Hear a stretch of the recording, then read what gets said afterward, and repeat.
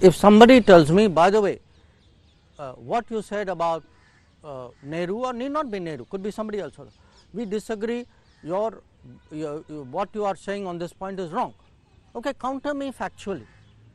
You know, when you start telling people who have been part of a system that as though there was some great doling out of favors. I mean, there's a certain amount of self-conviction here, as though they were doling out postings. I think most people who have worked in the government would prefer to think that they earned their postings and that we worked for the government of India. We did not work for a family. But those who work for a family apparently still think everybody else worked for a family.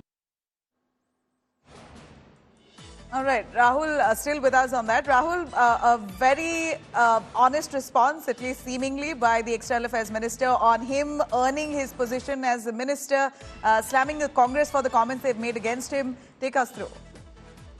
Dr. Jaishankar is largely seen as a technocrat diplomat. He doesn't tend to get into the national domestic politics ordinarily.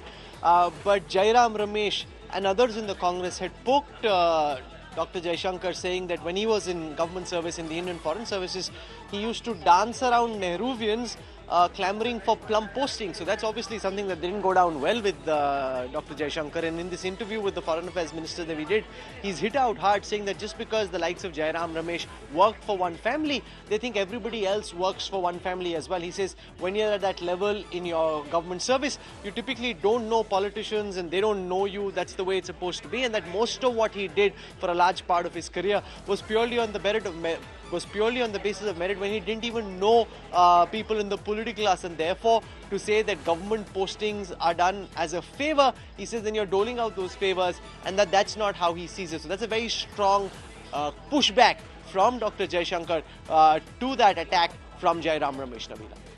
You know, very rarely do we see S. Jaishankar putting his guard down and having a nice fun time while having that chat with you.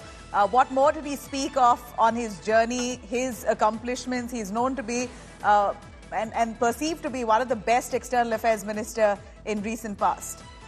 You know, one of the key points of conversation in foreign affairs circles has been around whether if Nawaz Sharif were to win the elections next week in Pakistan, as is widely anticipated, and if Prime Minister Modi were to come back to power for third time in mid-May in India, whether the doors or a window would open for a possible rapprochement between Delhi and Pakistan.